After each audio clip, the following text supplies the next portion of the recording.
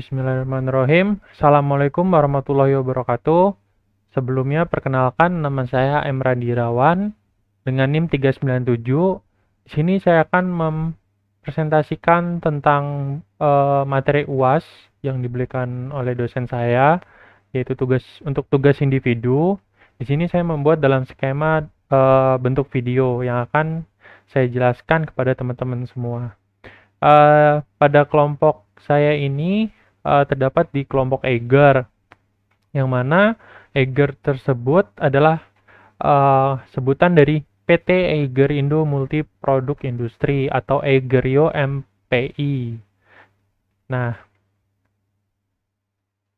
selanjutnya ada bidang bisnis yang digerakkan oleh Eiger sendiri, yang mana Eiger sendiri merupakan suatu brand yang memproduksi alat-alat outdoor. Ada tas Eiger, jaket, sepatu, dan juga jam. Nah, di antara keempat produk ini adalah produk utama dari Eiger. Sebenarnya masih ada lagi beberapa perintilan kecil-kecil, cuman yang menjadi fokus terbesar Eiger dalam memproduksi adalah di keempat ini. Nah, keunggulan pada Eiger tersebut menurut saya pribadi itu adalah pada kualitas bahan yang digunakan. Nah, bahan yang digunakan produk-produk Eiger ini sebagian besar itu digunakan bahan-bahan yang terbaik. Terus kekuatan dan kelemahan pada perusahaan. Kekuatannya pada menurut saya pada bagian marketing atau bentuk pemasaran dan outlet penjualan.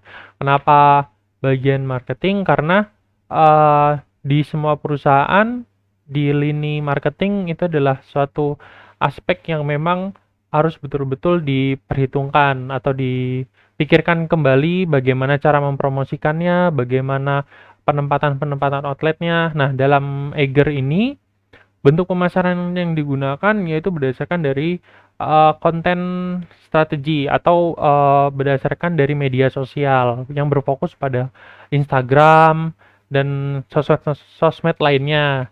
Dan outletnya tersebut memang kita sering lihat itu ada di beberapa kota besar saja. Namun seiring berjalannya waktu dari pihak Eiger sendiri itu sudah mulai membuka retail-retail kecil yang menjual khusus untuk produk Eiger tersebut. Nah, kelemahannya selanjutnya yang kedua, kekuatannya pada bagian produksi atau bahan yang digunakan seperti yang saya jelaskan di set sebelumnya. Nah, kelemahannya itu masih sulit dibedakannya produk asli dan KW pada Eiger. Memang kalau kita melihat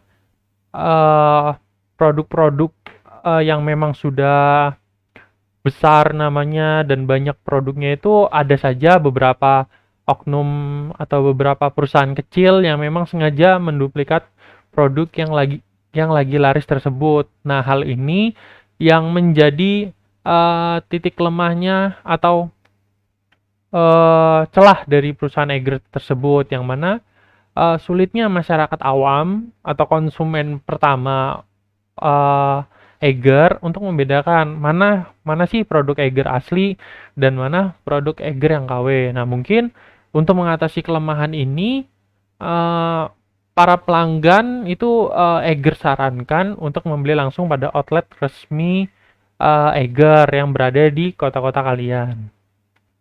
Nah, strategi yang digunakan oleh Eiger. Menurut saya, strategi yang digunakan pada Eiger itu adalah strategi diferensiasi. Karena pada produk Eiger sendiri, di setiap produk yang diproduksi memiliki kelebihan dan keunikannya dibanding brand-brand lain. Sehingga bagi konsumen jika menggunakan produk Eiger memiliki nilai yang lebih atau memiliki identitas tersendiri. Nah, kenapa digunakannya strategi diferensiasi? Karena seperti yang saya lihat kebanyakan tas Eiger memang agak sedikit berbeda dengan brand-brand lain yang memang satu kelas untuk di bagian produksinya atau kompetitor, ya bahasa kerennya kompetitor. Nah, karena brand brand-brand yang lain itu kebanyakan mereka memang menawarkan harga yang lebih murah. Namun di balik harga murah itu pasti ada saja kekurangan-kekurangan yang mereka kurangi untuk menekan harga dari biaya produksi. Nah, beda dengan Eiger karena Eiger dari awal memang sudah memikirkan bahan, apalagi ini kan untuk kegiatan outdoor. Yang mana untuk kegiatan outdoor sendiri itu kan kita biasanya kalau mau pergi satu contoh ke gunung gitu, kita harus membawa peralatan yang banyak dan berat. Nah, jika tidak diimbangi dengan bahan-bahan yang bagus, maka jangka pakainya itu agak sedikit lebih cepat. Nah, tetapi Grand menggunakan bahan-bahan yang memang bagus dan dari brand yang terpercaya, untuk jangka pemakaiannya juga akan semakin panjang dari brand-brand yang lain.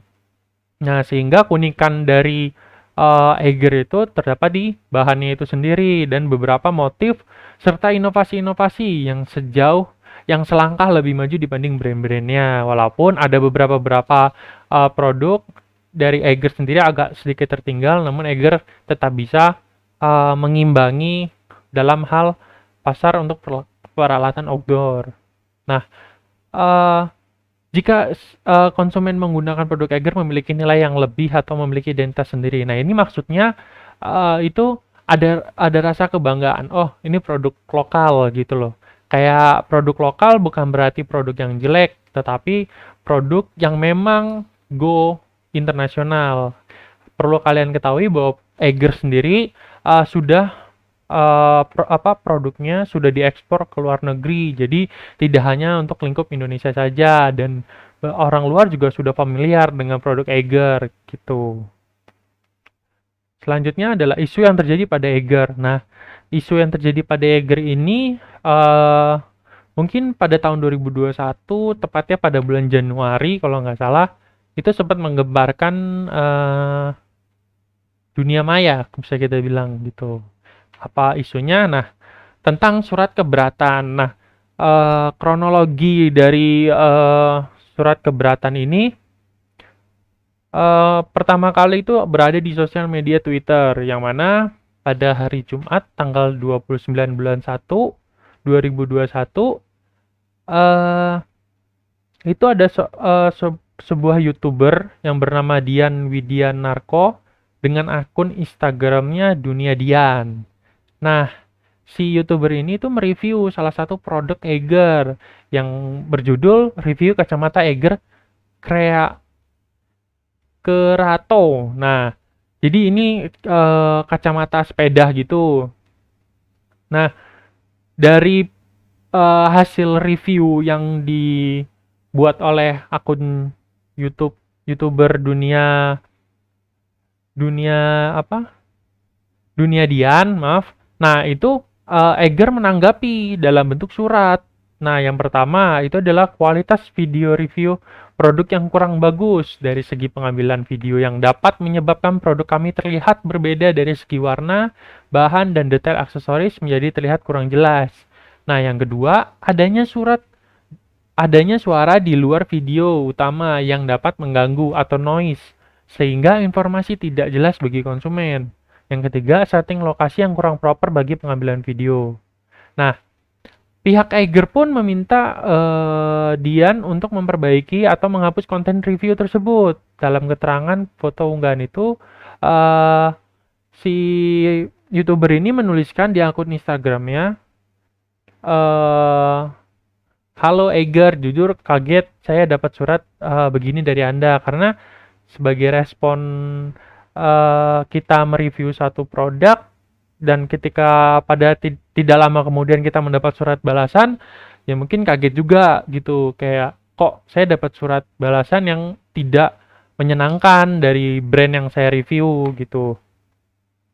Nah, habis itu setelah dia memposting di akun Instagramnya, tidak lama banyak warganet yang memang ramai-ramai berkomentar di akun sosialnya Mas Dian ini dan pada pihak Eiger itu, karena menurut warganet ini sangat tidak pantas untuk untuk perusahaan besar yang ketika direview oleh YouTuber dengan kasar ngomong seadanya, merasa tidak pingin produknya itu dinilai ya, atau diberi masukan dari konsumen-konsumen eh Eggert itu sendiri. Nah, tidak lama kemudian dari pihak Eggert meminta maaf pada tanggal 28 Januari 2001 itu langsung dibikin video yang bisa kalian lihat di YouTube-nya Eggert, yaitu video klarifikasi atau permintaan maaf dari CEO-nya langsung. Nah, di dalam video ini uh, di situ dari CEO-nya menjelaskan bahwa memang dalam pengambilan keputusan untuk surat keberatan ini dilakukan secara emosional tanpa adanya pemikiran dalam jangka panjang seperti apa efeknya nanti, apakah ada efek kepada penjualan, apakah ada efek pada uh, brandnya Eiger sendiri. Nah, tetapi karena memang sudah diputuskan oleh dengan emosional, di situ terjadilah efek-efek yang memang tidak diinginkan. Walaupun sebelum surat ini diberikan kepada YouTuber Dian, itu dari pihak manajer, dari para manajer itu sudah memperingati atau sudah memberi nasihat bahwa memang cara ini bukan cara yang terbaik.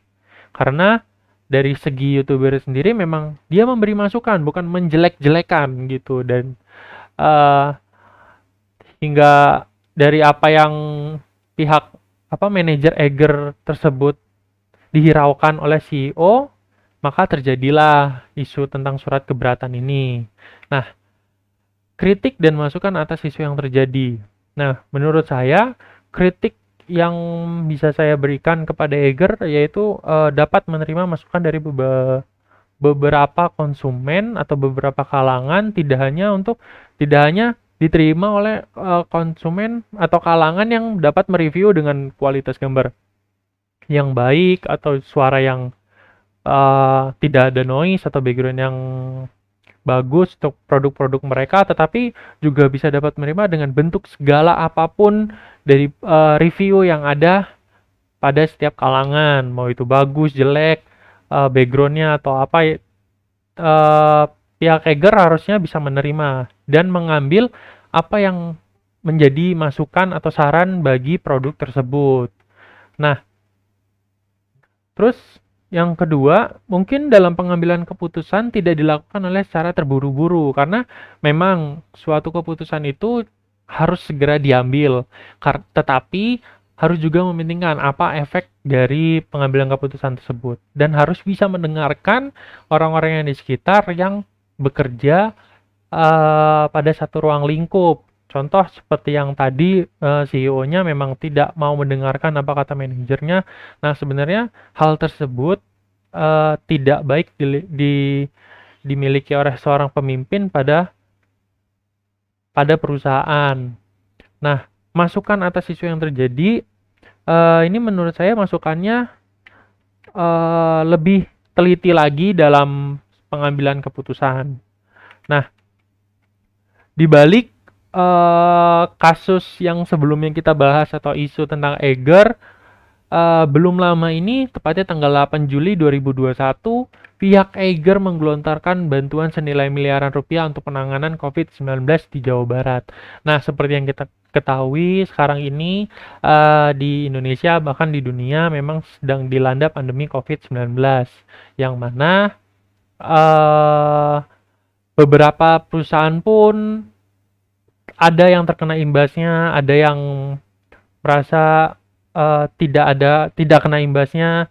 Nah, dari pihak Eiger sendiri itu karena ada terjadi lonjakan yang cukup tinggi akhir-akhir ini di Indonesia, jadi Eiger mencoba memberikan sedikit bentuk kepeduliannya terhadap masyarakat yang terkena dampak dari COVID-19 dan membantu khususnya untuk daerah Jawa Barat dalam penanganan COVID-19. Nah, bisa kita lihat bahwa ke perusahaan Eiger ini memang sudah menjadi bagian dari Jawa Barat karena dari perusahaan Eiger ini memang berdiri atau awal kalinya itu di Bandung. Jadi bentuk kepeduliannya itu memang untuk saat ini mungkin berada di Jawa Barat ya, mungkin nanti bisa kita doakan nanti bentuknya bisa lebih meluas lagi untuk daerah-daerah yang lainnya. Nah, mungkin segitu saja penjelasan dari saya. Apabila ada kata yang sedikit susah untuk dicerna, saya mohon maaf. Saya akhiri, wabillahi taufiq walhidayah. Wassalamualaikum warahmatullahi wabarakatuh.